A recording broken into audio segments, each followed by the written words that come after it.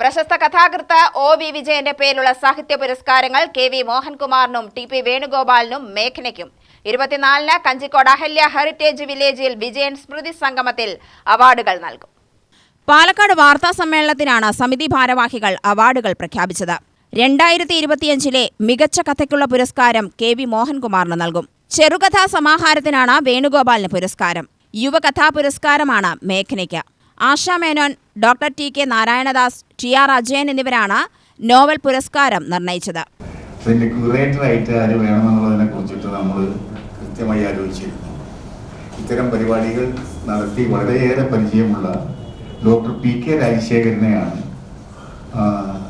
ക്യൂറേറ്ററായിട്ട് നമ്മൾ നിശ്ചയിച്ചത്. അദ്ദേഹമാണ് വളരെ മനോഹരമായ രീതിയിൽ ഈ പരിപാടി ആവിഷ്കരിച്ച് നടപ്പിലാക്കാൻ വേണ്ടിയിട്ടുള്ള ചിട്ടവട്ടങ്ങൾ നടത്തി. ഇതിനോടനുബന്ധിച്ച് തന്നെ കാർട്ടൂണിസ്റ്റുകൾക്ക് വേണ്ടിയിട്ട് ഉള്ള ഒരു മത്സരം നമ്മൾ വെച്ചിരുന്നു. ആ മത്സരത്തിൽ വളരെയേറെ പേർ പങ്കെടുത്തിട്ടുണ്ട്. ആ മത്സര വിജയികൾക്കുള്ള സമ്മാനവും ആ കാർട്ടൂണുകളുടെ പ്രദർശനവും അവിടെ ഉണ്ടാവും. ഒപ്പം ഒ.വി. വിജയന്റെ ഏറ്റവും പ്രധാനപ്പെട്ട 15 കാർട്ടൂണുകൾ, അത് അദ്ദേഹം എന്താണോ പത്രങ്ങൾക്ക് വേണ്ടി വരച്ചു കൊടുത്തത് അതേ സൈസിലുള്ള ഒറിജിനൽ കാർട്ടൂണുകളാണ്. അതിൻ്റെ ഒരു പ്രദർശനവും അവിടെ ഉണ്ടാവും.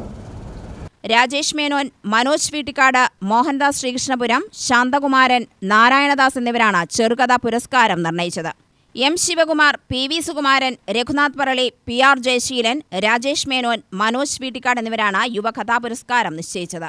ആധുനിക ഭാവുകത്വത്തിനനുസരിച്ച് നവീകരിക്കപ്പെട്ട രചനാരീതിയാണ് മോഹൻകുമാറിന്റെ ഉലയിലേതെന്ന് അവർ പറഞ്ഞു.